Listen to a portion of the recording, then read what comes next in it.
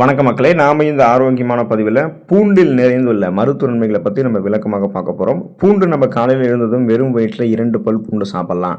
இல்லைனா நம்ம பூண்டை சமைத்தும் நம்முடைய உணவுகள் எடுத்துக்கலாம். பூண்டு இயற்கையான கொலஸ்ட்ரால் நீக்கியாக நமக்கு செயல்படுதுங்க. ஸோ பூண்டு நம்ம எடுத்துக்கொள்ளும் போது கிடைக்கக்கூடிய அடிப்படையான ஊட்டச்சத்துக்கள் மூலமாக நம்முடைய உடலுக்கு பூண்டு என்னென்ன மருத்துவ நன்மைகளை கொடுக்குது அப்படின்றத விளக்கமாக பார்ப்போம். அதை பற்றி பார்க்குறதுக்கு முன்னாடி இந்த வீடியோவுக்கு மட்டும் ஒரு லைக் கொடுத்துட்டு தகவலை உங்களுக்கு தெரிஞ்சவங்களுக்கும் ஷேர் பண்ணிவிடுங்க. ஏன்னா அது அவங்களுக்கும் பயனுள்ளதாக இருக்கக்கூடிய ஒரு ஆரோக்கியமான பதிவு தான்.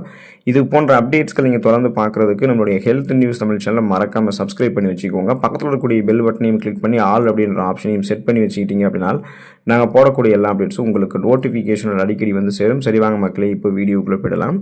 வாய் மற்றும் பற்கள் நலன் மேம்படுவதற்கு நீங்கள் பூண்டு எடுத்துக்கலாம். பூண்டு கிருமி நாசினி வேதிப்பொருட்களை தனக்குள்ள அதிகம் கொண்டு இருக்குங்க. ஸோ தினமும் பூண்டு சமைத்து எடுத்துக்கொள்பவர்களுக்கு வாய் துர்நாற்றம், பற்களில் சொத்தை, பற்சிதைவு ஏற்படுவது, ஈறுகளில் இரத்த கசிவு ஏற்படுவது, ஈறுகளில் வீக்கம் ஏற்பட்டு அதன் மூலமாக பற்கள் வலுவிழந்து போகிறது, கிருமி தொற்று ஏற்படுவது, இந்த மாதிரி பல்வேறு விதமான வாய் பற்கள் பிரச்சனைகளை ஏற்படாமல் தடுக்கிறதுக்கும் ஏற்பட்டிருக்கக்கூடிய பிரச்சனைகளை குணப்படுத்துறதுக்குமே பூண்டு நீங்கள் சமைத்து எடுத்துக்கொள்ளலாம். ஸோ ஒவ்வொரு நாளுமே பூண்டை நீங்கள் நல்லா மென்று சாப்பிடும்போது பல்வலி, ஈறுகள் வீக்கம், இது மாதிரி வாய் பற்கள் பிரச்சனை சால்வ் ஆகிடும். உங்களுக்கு சுவாச புத்துணர்ச்சி கிடைக்கும், கிருமிகள் அழிக்கப்படும். கண்கள் நலம் பெறுவதற்கு நீங்கள் பூண்டு உங்களுடைய உணவுகளை சமைத்து எடுத்துக்கலாங்க. நமது முகத்தில் இருக்கக்கூடிய மிக முக்கியமான உறுப்புகளில் ஒன்றானது கண்கள். கண்களை கொண்டு தான் நம்ம ஒரு இடத்துக்கு போகிறதுக்கு, வர்றதுக்கு, ஒரு வேலைகளை செஞ்சு முடிக்கிறதுக்கு, படிக்கிறதுக்கு எல்லாமே கண் பார்வை திறனானது ரொம்ப ரொம்ப முக்கியம்.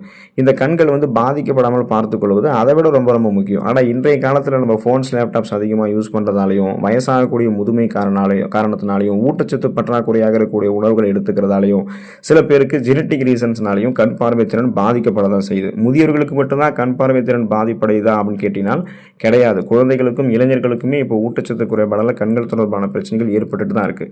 ஸோ இப்படிப்பட்ட நபர்களுக்கு கண்களுக்கு ஊட்டச்சத்து தரக்கூடிய உணவுகள் நம்ம எடுத்துக்கணும். பூண்டு அதிகமாக நம்ம சாப்பிட்றோம் அப்படின்னா கண்களில் ஏற்படக்கூடிய கண் அழுத்த பிரச்சனைகள் எதுவாக இருந்தாலும் நீங்கி கண் பார்வை திறனை பூண்டு நமக்கு தெளிவாக்கும்.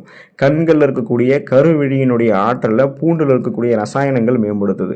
அதனால் கண்களுக்கு வேண்டிய ஊட்டச்சத்துக்களை கொடுத்து கண் பார்வை திறனை கூர்மைப்படுத்திக் கொள்வதற்கும் கண்கள் சார்ந்த பிரச்சனைகளை வராமல் தடுத்துக் கொள்வதற்கும் தொடர்ந்து நம்ம பூண்டு உணவுகள் எடுத்துக்கொள்ளலாம். புற்றுநோய் பிரச்சனைகளிலிருந்து விடுபடுவதற்கு பூண்டு எடுத்துக்கலாங்க. டயாசல்ஃபைடு, செலனியம் போன்ற வேதிப்பொருட்கள் பூண்டில் அதிகம் இருக்குது. இந்த 2 வேதிப்பொருட்களுமே புற்றுநோய் செல்களை மீண்டும் வளராமல் தடை செய்யக்கூடிய ஆற்றலை அதிகமாக கொண்டிருக்கு. புற்றுநோயால் பாதிக்கப்பட்டிருக்கக்கூடிய நபர்கள் பூண்டு தொடர்ந்து சாப்பிட்டு வருவதன் மூலமாக அவங்களுடைய புற்றுநோயினுடைய தீவிரத்தன்மையை குறைத்து அவங்கள சிறிது சிறிதாக புற்றுநோயிலிருந்து குணமடைய வைக்கும்.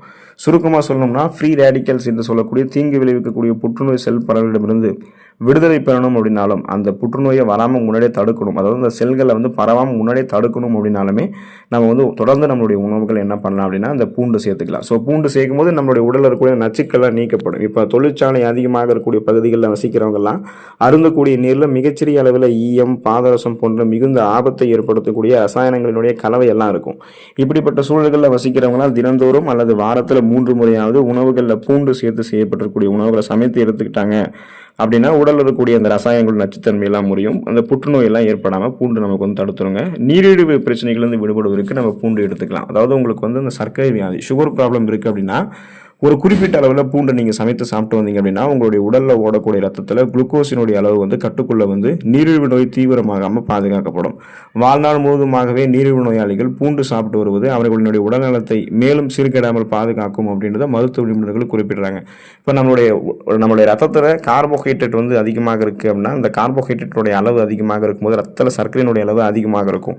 அப்போ நம்ம கார்போஹைட்ரேட் இல்லாத உணவாக எடுத்துக்கணும். அப்போ நம்ம நார்சத்து இருந்திருக்கக்கூடிய பூண்டுலாம் எடுத்துக்கிட்டோம்னா இதில் இருக்கக்கூடிய அப்படின்றது வேதிப்பொருட்கள் நிறைய ஆன்டி ஆக்சிடென்ட்கள் இருக்கிறதால இது உடனே நம்மளுடைய ரத்தத்தில் சர்க்கரையினுடைய அளவு அதிகப்படுத்திடாது, கொஞ்சம் கொஞ்சமாக தான் இன்க்ரீஸ் பண்ணும். ஸோ அதனால் பார்த்தீங்கன்னா பிளட்டில் இருக்கக்கூடிய சுகரோடைய அளவு கட்டுக்கோப்பாக வைத்துக்கொள்ளணும்.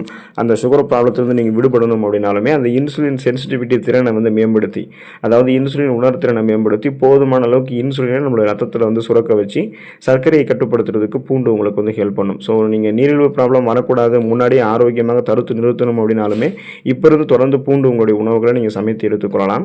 வயிறு ஆரோக்கியம் மேம்படுவதற்கு பூண்டு நீங்கள் சமைத்து எடுத்துக்கலாம். பூண்டு வந்து கிருமி நாசினி வேதிப்பொருட்களை அதிகம் கொண்டு இருக்குங்க. வயிற்றினுடைய குடல்களில் பூச்சி தொந்தரவுகளால் அவதிப்படுபவர்கள்லாம் பூண்டு அதிகம் சாப்பிட்டு வரணும். உடலில் வந்து வாதத்தன்மை அதிகரிக்கிறதால வயிற்றில் உண்டாகக்கூடிய வாயு கோளாறுகளையுமே பூண்டு நீக்கும். உணவை செரிமானம் செய்ய வைக்கக்கூடிய அந்த அமிலங்களினுடைய சமச்சீர்தன்மையை பூண்டு பாதுகாக்கும். சில பூண்டு பொருட்களை நம்ம நன்றாக இடித்து 1 ஸ்பூன் அளவு வாயில் போட்டு சிறிது வெந்நீர் நம்ம வந்து குடிக்கும்போது வாயு கோளாறுகள் அஜீரண பிரச்சனைகள் ஏதாவது இருந்துச்சுன்னா அதுவுமே நமக்கு வந்து நீங்கிடும். நம்ம சாப்பிடக்கூடிய உணவுகளை செரிக்க வைத்து செரிமானமான உணவுகள்லேருந்து ஊட்டச்சத்துக்களை உறிஞ்சி மீதம் இருக்கக்கூடிய கழிவுகளை பூண்டு குடல்கள்லேருந்து வெளியேற்றிவிடும்.